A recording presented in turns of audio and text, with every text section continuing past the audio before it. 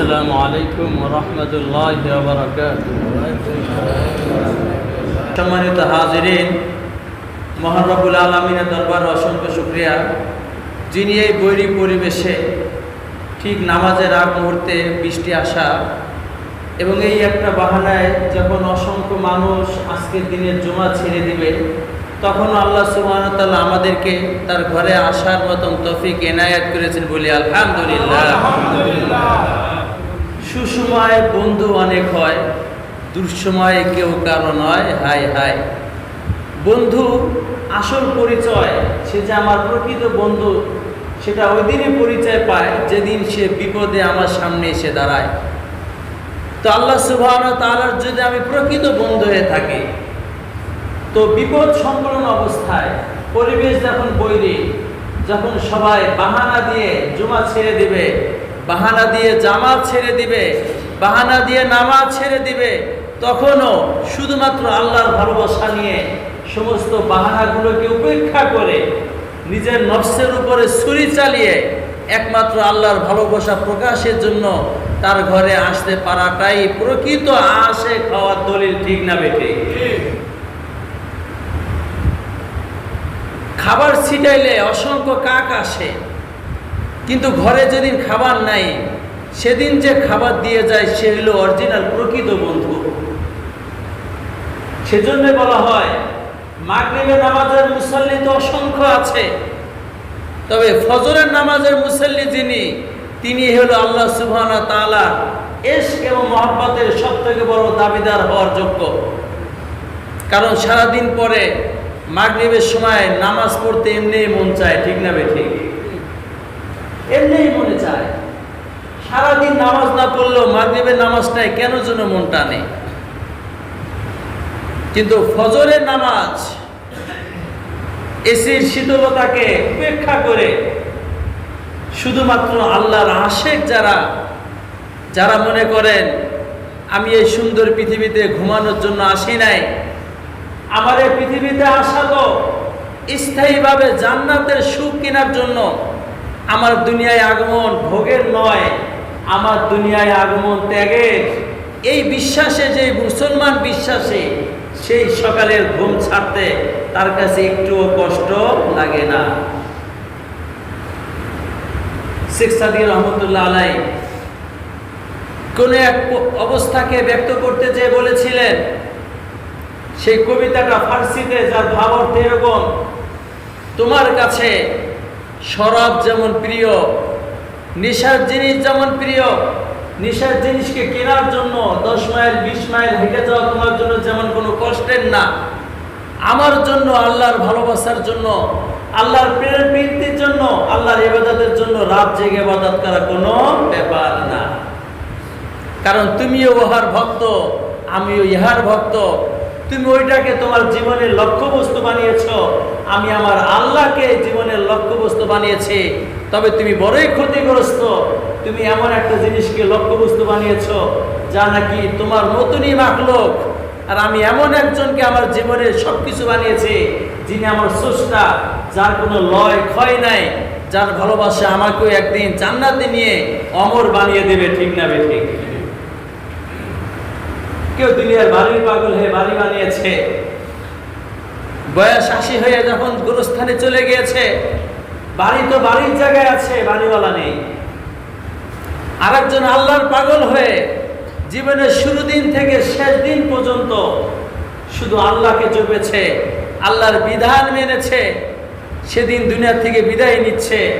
আল্লাহ রাসূল যেমন বলেছিলেন, আল্লাহুম্মা আলহিকনি বির রফিকিল আলা, হে আল্লাহ, আমি এই নশ্বর পৃথিবীতে থাকতে চাই না, আমি আমার পরম বন্ধুর সাথে সাক্ষাতে লালায়িত, সেও দুনিয়া থেকে বিদায় নেয়।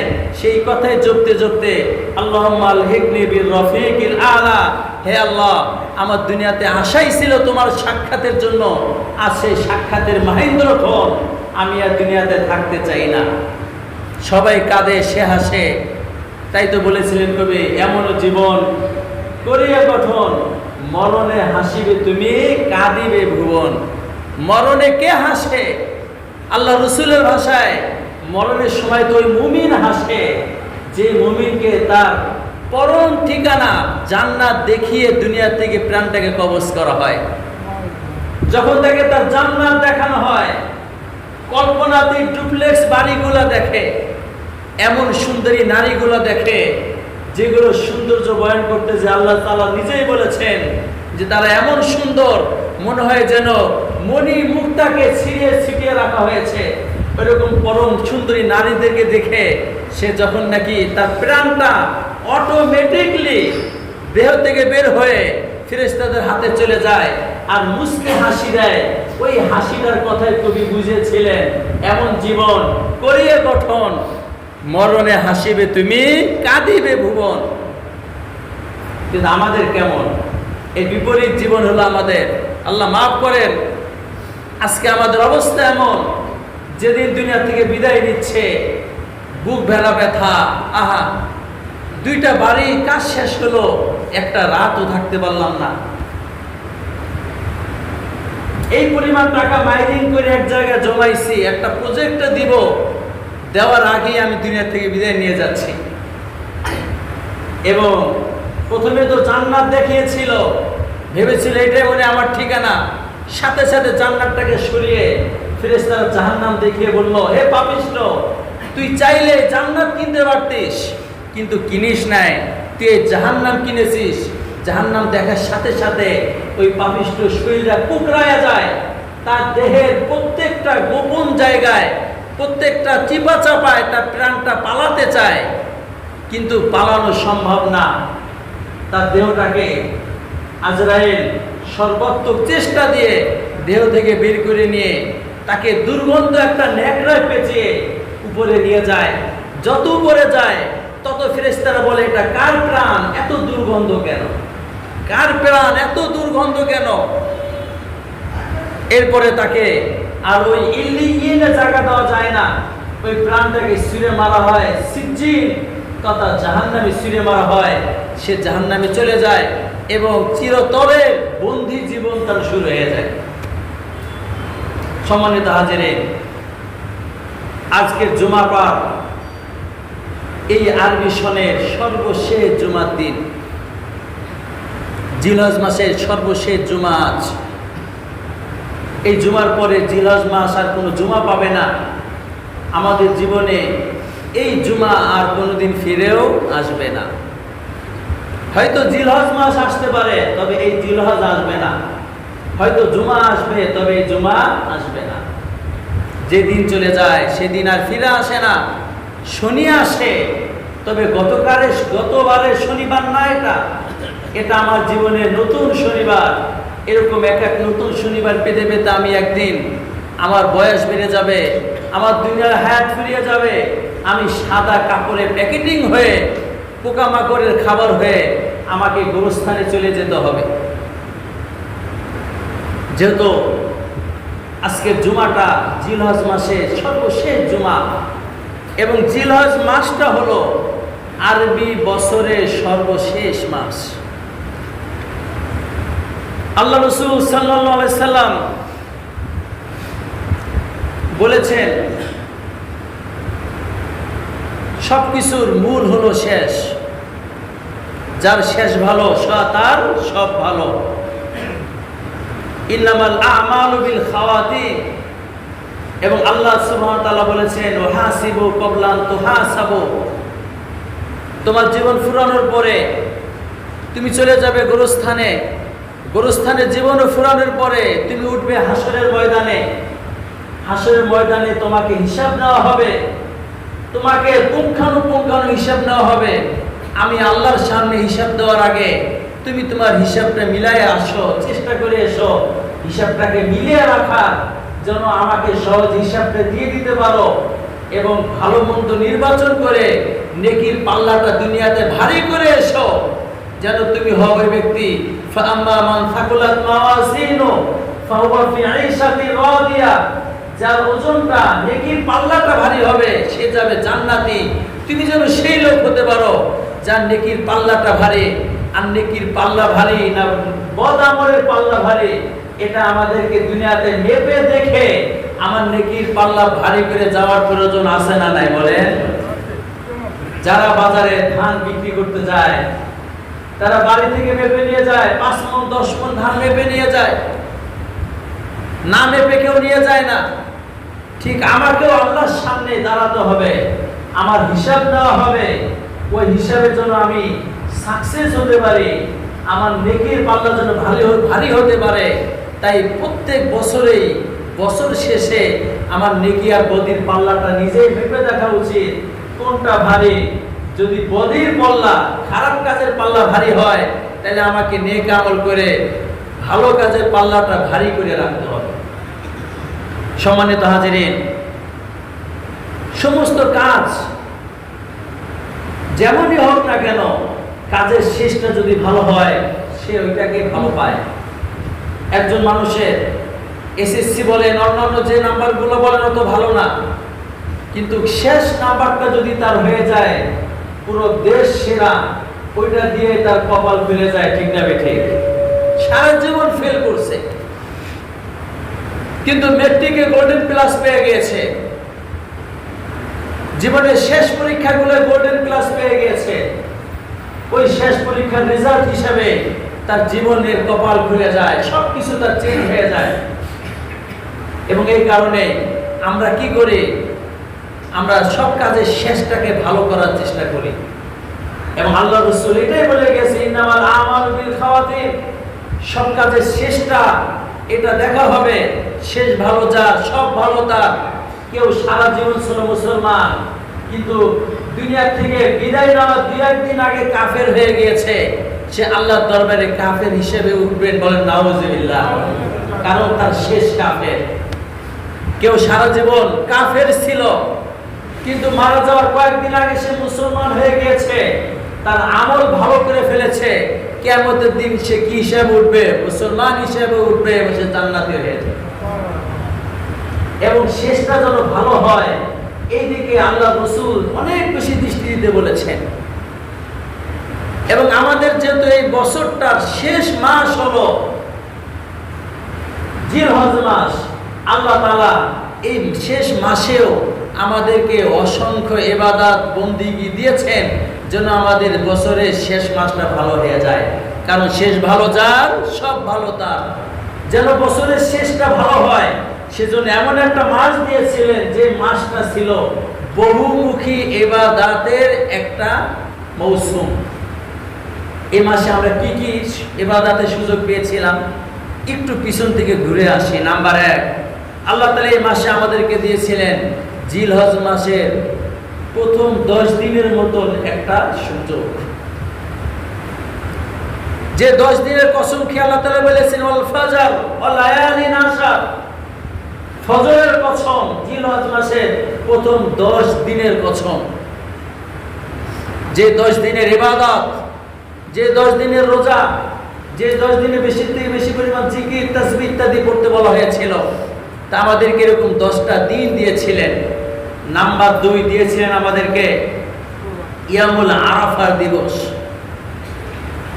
যে ইয়ামুল আরাফা দিবসের ব্যাপারে আল্লাহ রাসূল বলেছেন, মান সামা ইয়াম আরাফা আতাসিবু আলাল্লাহ আইয়ুকাফিরা সানাতাল্লাতী ক্বাবলা ওয়াস সানাতাল্লাতী বাদা।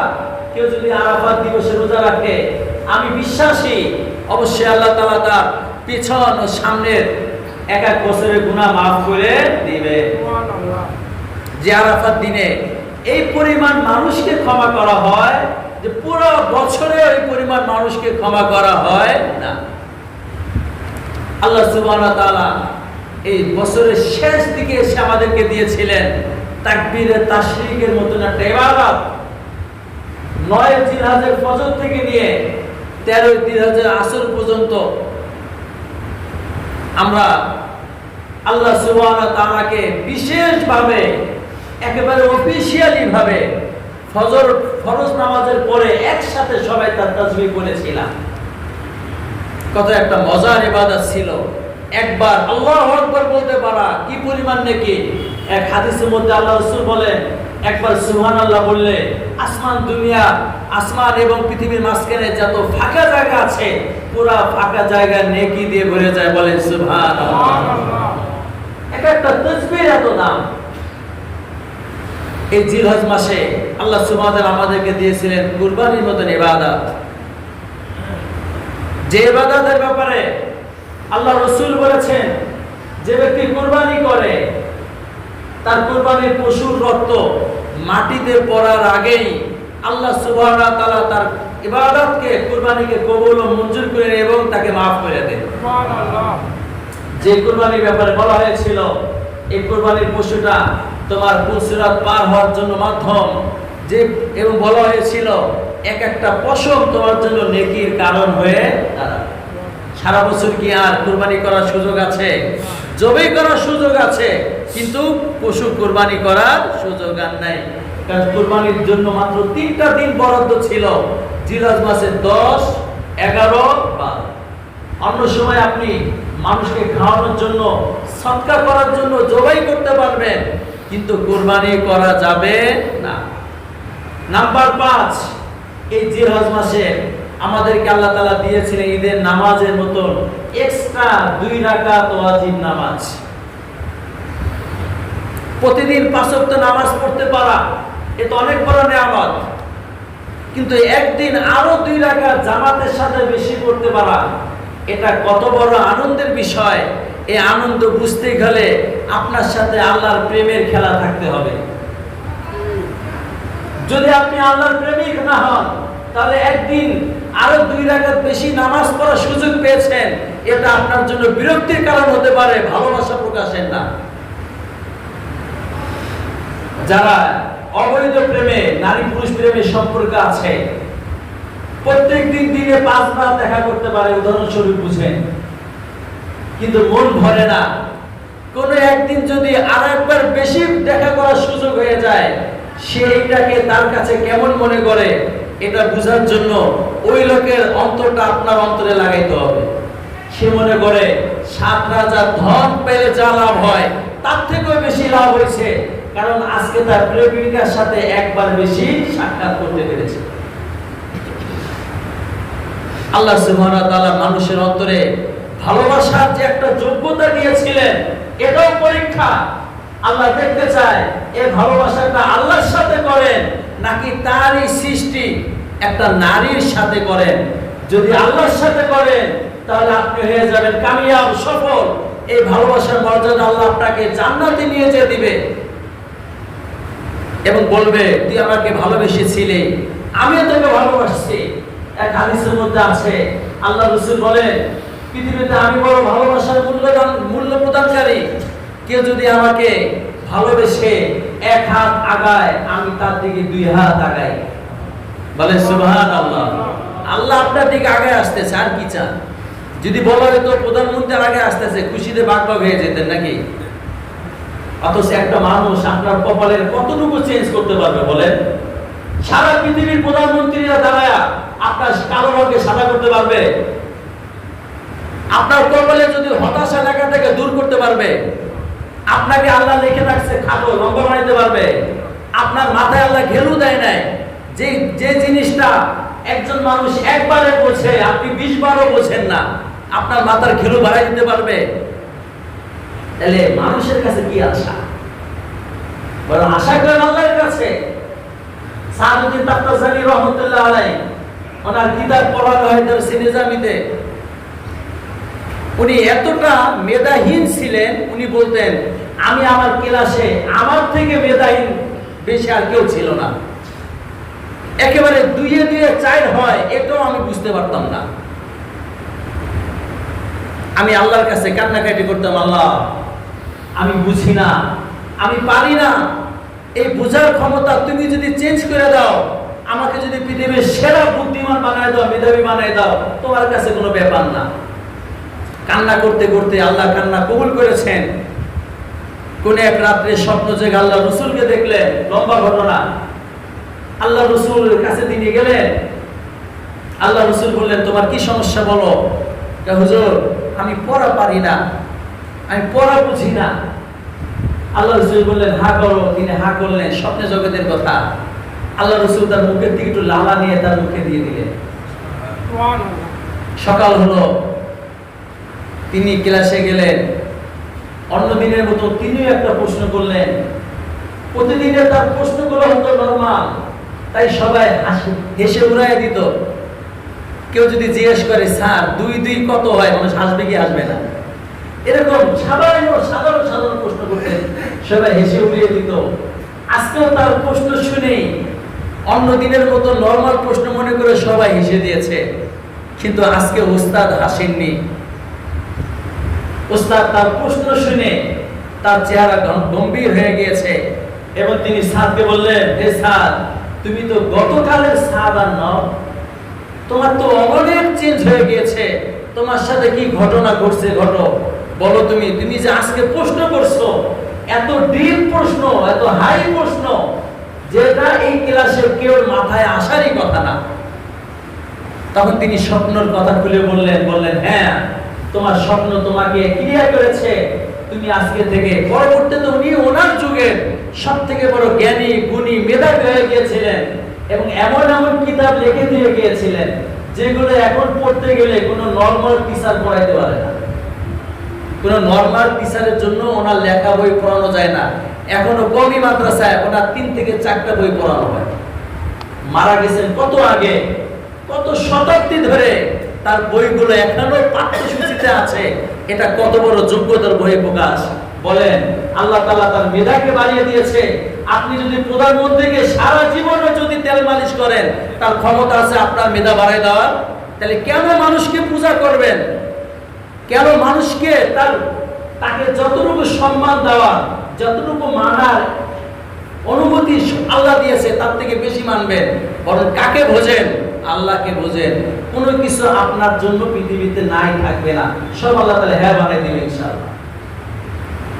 তো আল্লাহ সুবহানাহু ওয়া তাআলা ঈদের নামাজ দিয়েছিলেন। এই দিনে 2 রাকাত নামাজের যে কি মজা, এটা যদি আপনি না বুঝেন, বরং আপনার কাছে যদি জ্বালা মনে হয়।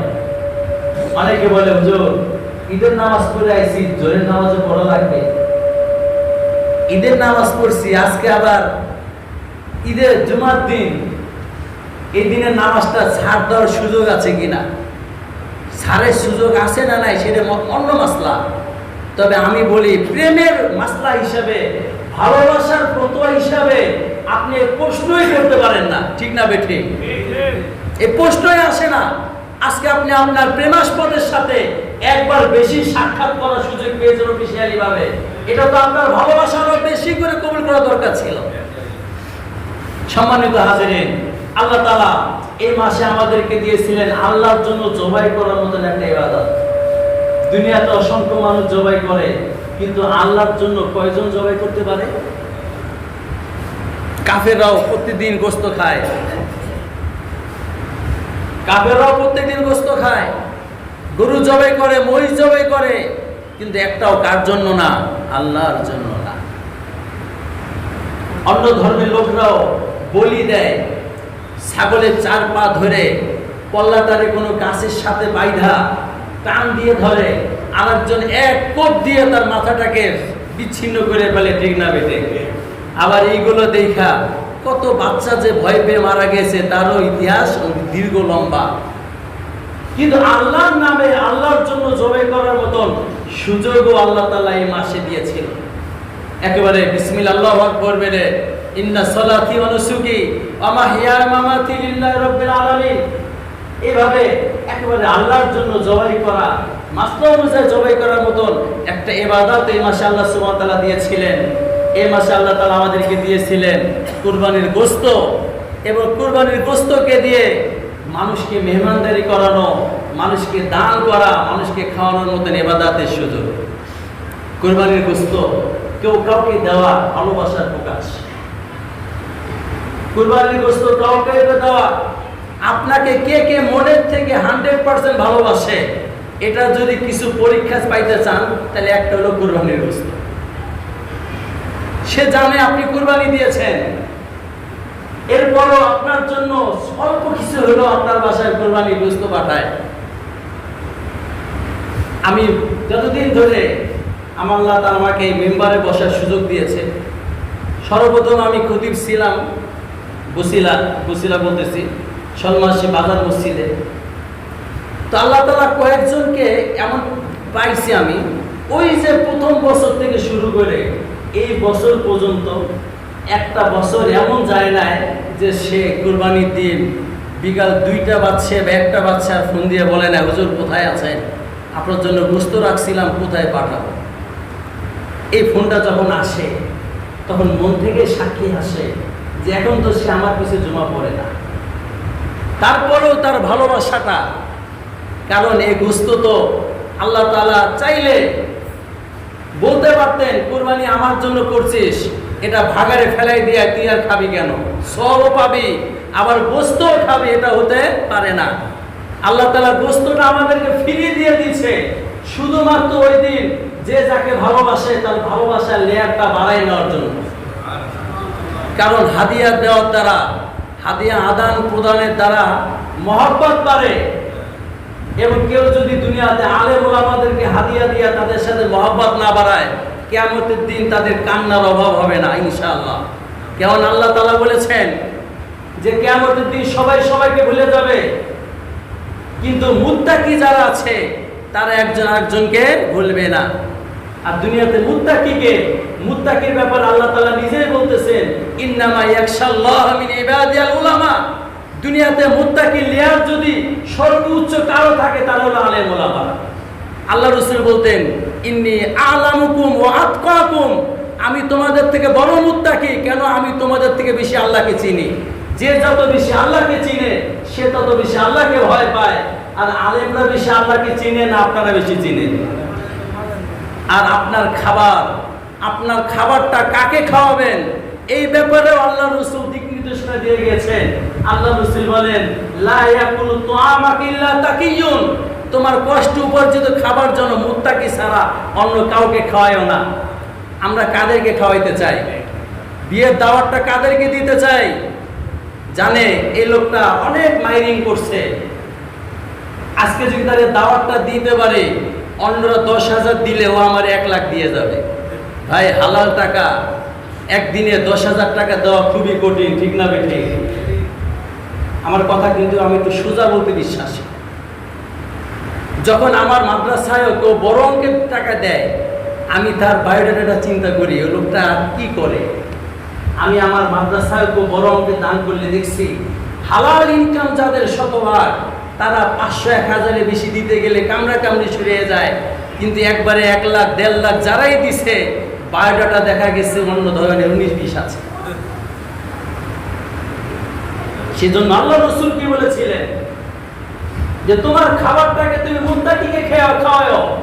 মুত্তাকিকে খাওয়াইলে আপনি 3 ধরনের লাভ পাইবেন। কয় ধরনের? নাম্বার 1, ওই লোকটা খাওয়ার সময় বিসমিল্লাহ বলে খাবে, খাওয়া শেষ করার পরে দোয়া পড়বে। কি কি দোয়া পড়বে জানেন তো? খানা খাওয়ার পরে 3টা দোয়া আছে। কয়টা দোয়া?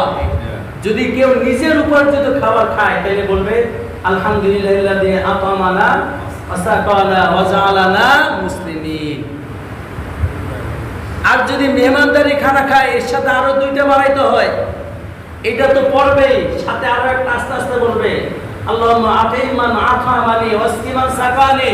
হে আল্লাহ, যে আমারে খাওয়াইছে তাকে আপনি আরো দেন, আরো পান করান। এবং আপনাকে শোনায় আরো একটা দোয়া পড়বে আকালা তুআমাকুল আবরার ওয়া সাল্লাত আলাইকুমুল মালায়েকা ওয়া আফতারা ইনদাকুমুস সাইমুন। এইগুলো যখন আপনাকে দিয়ে আসবে, আপনি খাওয়াইছেন 1 লোকমা আর সে আপনার কাছে আপনাকে আল্লাহর কাছে 1000 লোকমা দরখাস্ত করাইছে, আপনি লাভ করলেন না হেরে গেলেন বলেন? আর একজন এরকম মুত্তাকি ছাড়া একটা আম পাবলিককে খাওয়াইলেন, ওই লোক খাওয়ার সময় বলবে কে রান্না করছিল, খাওয়ার পরে করবে ঝাল বেশি হয়েছে, লবণ বেশি হয়েছে। আমি তো এমনও বিয়ের দাওয়াত খাইছি যখন আমাদের খাওয়া শেষ তখনও এক লোক আমার পাশের লোককে দেখলাম অর্ডার দিল, এতগুলো খাবার নিল। আমি তো হতবাক, আর আমাদের খাওয়া শেষ ওই লোক এত অর্ডার দিল, দুঃখ লাগলো। এরকম 2-3 নাড়া দিয়া উঠে গেল গা। কারণ কি জানেন? কি কারণ? কারণ কি? সে 10,000 টাকা কেটে দিয়ে আসছে, 10,000 কেটে দিয়ে আসছে, কিন্তু 10,000-এর বিরিয়ানি নেওয়ার মতো পেট নাই, তাই বলে সে ছেড়েও যাবে না, কিছু নষ্ট করে ধুয়ে গেছে। আর আপনাকে দোয়া দিয়ে যাবে, দোয়াই তো জানে না। আমি যে 3টা দোয়া পড়ছি, এরকম যদি এখন সার্ভে করা হয়, পাড়া লোক নেই বললেই চলবে, ঠিক না বেঠিক? এই জন্য আল্লাহ রসুল বলেছিলেন, লা ইয়াকুলু তাআমাকা ইল্লা তাকি। 1 নাম্বার লাভ, আপনি খাওয়াবেন 1 লোকমা, আর সে আপনার কাছে, আপনার জন্য আল্লাহর কাছে 1000 বস্তা দোয়া দিয়ে যাবে। 2 নাম্বার লাভ যেটা হবে, ওই লোক এই খাবার খেয়ে যত নেক কাজ করবে, সমস্ত নেক কাজের অংশ আপনি পেয়ে যাবেন। 3 নাম্বার যেটা লাভ হবে, ওই লোক কিয়ামতের দিন আপনাকে ভুলবে না। কিয়ামতের দিন যখন সবাই বিপদগ্রস্ত, ওই লোক যদি জান্নাতে যাওয়ার সুযোগ পায়, যেহেতু আল্লাহ তাআলা নিজেই বলেছেন যে ওই দিন একে অপরকে ভুলে যাবে, কিন্তু কারা ভুলবে না? মুত্তাকিরা ভুলবে না। সেজন্য মুত্তাকিদের খাওয়াবেন। তো এই গোস্তর এরকম ভাবে বিলি বন্টনের একটা সুযোগ ছিল, তারা অনেকে করেছেন, অনেকে করতে পারেন নাই। এই মাসে আল্লাহ সুবহানাহু ওয়া তাআলা আরো একটা মজার ইবাদত করার সুযোগ দিয়েছিলেন, সেটা হলো চামড়া মাদ্রাসায় দান করা। সারা বছর কি ইবাদত করতে পারবেন? যারা যারা মাদ্রাসায় চামড়াটা দিয়ে দিয়েছেন, কি পরিমাণ সওয়াব পেয়েছেন? এবার চামড়ার দাম উঠছে সর্বোচ্চ 820 টাকা। বাংলার মানুষের উপরে আল্লাহর গজব, এতিম অসহায়দের চামড়ার দামটাকে হ্রাস করার জন্য। যে চামড়াটা, বলেন তো আপনারা, চামড়াজাত জিনিসের দাম বাড়ছে না কমছে? 2008 সালে যে জুতা কিনতেন 200 টাকা দিয়ে চামড়া, সেটা এখন আপনি 2000 দিয়েও কিনতে পারবেন না। তাহলে চামড়ার দাম কেন কমে যায়? পুরাটাই সিন্ডিকেট। এবং সিন্ডিকেট কারা করছে, কেন করছে? তারা দেখছে এই পুরা চামড়াটা যায় হলো কমি মাদ্রাসায়, আর এই মাদ্রাসা যতদিন আছে আমরা ততদিন মনের মতন করে লাফালাফি করতে পারবো না, নাচানাচি করতে পারবো না, ঠিক না বেঠিক? বাংলাদেশে মনের মতন নাচানাচি গাওয়া গাওয়ির পিছনে যদি কোনো জাতি বাধা থাকে, সে জাতির নাম কি? কমি মাদ্রাসা আলেম ওলামা। মনের মতো নাচ দিলেই তারা রাস্তায় নেমে যায়। এভাবে নাচার ইসলামী কোনো বিধান নেই। মদ জায়েজ করতে চাইলে জায়েজ করতে পারে না, ইসলাম বিরোধী আইন করতে গেলে আইন করতে পারে না। তখন তারা চিন্তা করছে এই মাদ্রাসাটাকে বন্ধর জন্য সবথেকে বড় হাতিয়ার হলো অর্থনৈতিকভাবে পঙ্গু করে দেওয়া। সে পঙ্গুটা কিভাবে করেছে? 2008 সালে যে চামড়া ছিল 2200, 2300, 3000, 4000, সেই চামড়া এখন হয়ে গেছে 200, 300, 700, 800 টাকা বিক্রি করতে পারছে সব থেকে বড় মাদ্রাসা যারা, যারা সরাসরি ট্যানারিতে দিছে তারা। আর যারা অন্যদের কাছে বিক্রি করতে পারছে 200, 300, 400, একটা গরুর দাম 2.5 লাখ টাকা, চামড়ার দাম 300 টাকা। তারা মাদ্রাসাটাকে ঠগানোর জন্য, এতিমের হক নষ্ট করার জন্য, আল্লাহ তাআলা বলেছেন, ইরিদুনা লিইউতফিউ নূরাল্লাহি বিআফওয়াহিহিম ওয়াল্লাহু মুতিম্মু নূরিহি ওয়ালাউ কারিহাল কাফিরুন। পৃথিবীর সমস্ত কাফেররা ইসলামকে নিভানোর জন্য চেষ্টা করতেছে, আমি আল্লাহ বললাম আমি ইসলামকে পরিপূর্ণতা দিব, তারা যতই কষ্ট পাকা যাই করুক না কেন। ইসলামকে আল্লাহ তাআলা ঠিকই চিন্তা করবে। আবু জাহেল পৃথিবীতে নাই, কিন্তু আল্লাহর রাসূলের উত্তরসূরি আছে না নাই? আল্লাহ রাসূলের রওজার কাছে যে হু করে কান্না লোকের অভাব নাই, কিন্তু আবু জাহেলের ঘরে যে বাথরুম করে রাখছে, প্রয়োজন ছাড়া অনেকে বাথরুম করতে যায় শুধুমাত্র ঘৃণা প্রকাশের জন্য, ঠিক না বেটে? কারণ এটা আল্লাহর ওয়াদা, তুমি ইসলামের হয়ে যাও, তুমিও দামি হয়ে যাবে। ইসলামের সাথে যদি ঠিক বাঁধাও, মনে রেখো, কেউ যদি পাহাড়কে সরাইতে চায়, পাহাড় সরাইতে পারবে না, সে নিজেই ধ্বংস হয়ে যাবে।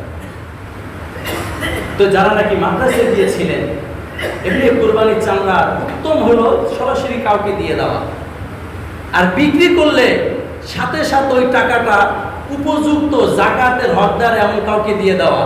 জাকাতের হকদার এমন কাউকে যদি দেন, তখন আপনার কুরবানি নষ্ট হয়ে যাবে, অথবা আপনি যদি না দেন তাও কুরবানি নষ্ট। সেজন্য রিস্ক নেওয়া দরকার কি? পুরাটাই কোনো ভালো মাদ্রাসায় দিয়ে দেন। যারা মাদ্রাসায় দিয়েছেন কত নেকি পেয়েছেন।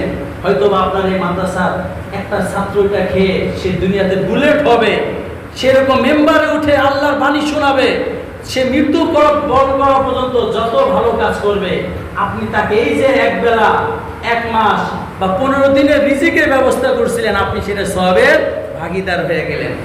আল্লাহ তাআলা এই মাসে আরো যে ইবাদতটা দিয়েছিল সেটা হলো হজ করার মতন একটা অনেক বড় ইবাদত। এই মাস ছাড়া তো অন্য কোনো মাসে হজ করা যায় না। এই যে 10টা বর্ণাঢ্যময় ইবাদত এই মাসে আল্লাহ কেন রাখছে? কারণ এই মাসটা হলো বছরের শেষ মাস, আর শেষ ভালো যার সব ভালো তার। এখন যেন আমাদের শেষটা ভালো হয়ে যায়, ইবাদতময় হয়ে যায়, সারা বছর কি করছি না করছি, এই জন্য আল্লাহ তাআলা আমাদেরকে এই শেষ মাসে এতগুলো ইবাদত আল্লাহ তাআলা আমাদেরকে দিয়েছে। আমাদের এই মাসের সর্বশেষ যে দায়িত্ব সেটা হলো সারা বছর কি করলাম না করলাম হিসাব নেওয়া। আল্লাহ তাআলা বলেন, হাসিবু ক্বাবলা আন তুহাসাবু, তোমাকে অবশ্যই হিসাব দিতে হবে। আল্লাহর সামনে হিসাব দেওয়ার আগে তুমি নিজে নিজের হিসাবটা মিলাই নিয়ে আসো। হিসাবটা মিলাই নাও। ভাই কেন হিসাব করব? হিসাবটা কেন করব? আর কি কি বিষয় নিয়ে হিসাব করব? হিসাব এই জন্য করব কারণ আমি দুনিয়াতে একজন ব্যবসায়ী। আর দুনিয়াতে এমন কোনো ব্যবসায়ী পাবেন না যে দৈনিক, সাপ্তাহিক, মাসিক এবং বার্ষিক তার ব্যবসার হিসাব করেন না। পাবেন কোন ব্যবসায়ীকে? পাবেন? সবাই যারাই ব্যবসায়ী আছে তার ব্যবসার হিসাব রাখে। এটা আর যে লোক বেহিসাবে ব্যবসা করে ওই লোক কোনোদিন ব্যবসা তার টিকে থাকে না। প্রত্যেকদিন আয় ব্যয় লেখে, কি বিক্রি করছে, কি কিনছে। এইভাবে মাস হিসাব করে, সপ্তাহ হিসাব করে, বছর হিসাব করে। এরকম হিসাবকারী যে ব্যবসায়ী হয় সেই লাভবান ব্যবসায়ী হয়। তো আমিও ব্যবসায়ী। কি ব্যবসায়ী? আমার কি নিয়ে ব্যবসা করতেছে, কার সাথে ব্যবসা করতেছে, আল্লাহ তাআলা ওইটাকে স্মরণ করে দিচ্ছেন। সূরাতুত তাওবার মধ্যে আল্লাহ তাআলা বলেন, ইন্নাল্লাহা ইশতারা মিনাল মুমিনিনা আনফুসাহুম ওয়া আমওয়ালাহুম বিআন্না লাহুমুল জান্নাহ। আল্লাহ বলেন ইন্নাল্লাহ, সূরা তাওবা 111 নম্বর আয়াত। আল্লাহ বলেন, ও দুনিয়ার মানুষ, তুমি তো আমার সাথে ব্যবসা করার জন্য আসছো। আল্লাহ বলে ইন্নাল্লাহ, নিশ্চয়ই আল্লাহ তাআলা, ইশতারা, কিনে নিয়েছে, মিনাল মুমিনিন, মুমিনদের থেকে, আমওয়ালাহুম ওয়া আনফুসাহুম, তাদের প্রাণ এবং তার সম্পদ আল্লাহ তাআলা কিনে নিয়েছে। অর্থাৎ তারা আল্লাহকে দুইটা দিয়ে দিবে। আল্লাহ কিসের বিনিময়ে কিনে নিয়েছে? বিআন্না লাহুমুল জান্নাহ, জান্নাতের বিনিময়ে। তা আমরা কার সাথে ব্যবসা করতেছি ভাই? আল্লাহর সাথে। ব্যবসার পুঁজি কি? আমার জান আর মাল। এই ব্যবসা কার সাথে করব? আল্লাহর সাথে।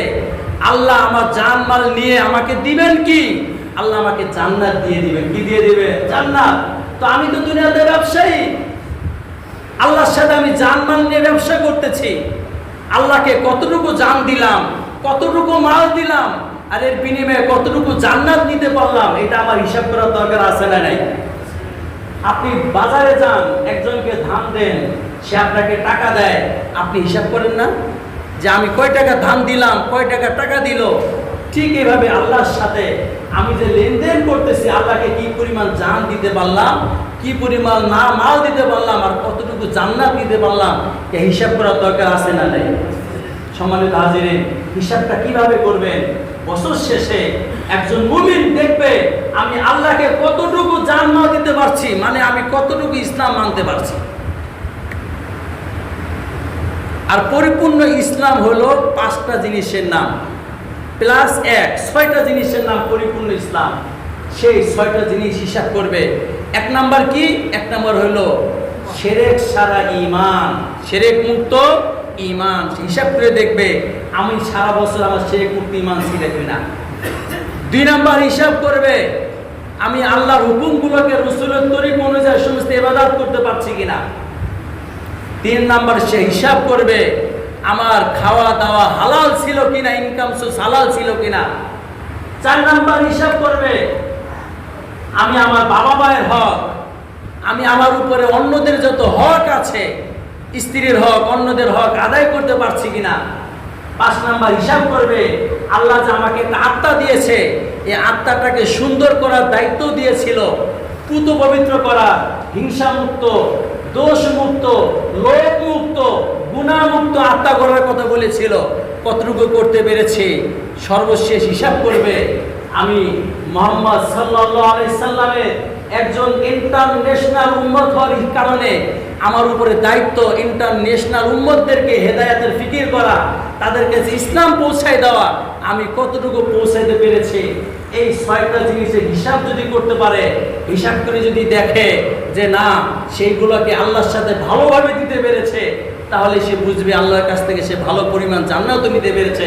আল্লাহ তাআলা আমাদেরকে এই বছরের শেষের দিন এইভাবে নিজের হিসাব করে আমার নেকির পাল্লাকে ভারী করা তৌফিক দান করো। আমি যদি কিয়ামতের দিন হতে পারি ওই লোক যার নেকির পাল্লা বেশি ভারী হওয়ার কারণে আল্লাহ তাআলা তাকে জান্নাত দিয়ে দিবে। ফাআম্মা মান সাকুলাত মাওয়াজিনু ফাহুয়া ফি ঈশাতিন রাদিয়াতিন হতে পারে। এই তৌফিক আল্লাহ তাআলা আমাদেরকে দান করেন। আখিরি দাওয়ানা আনিল হামদুলিল্লাহি রাব্বিল আলামিন।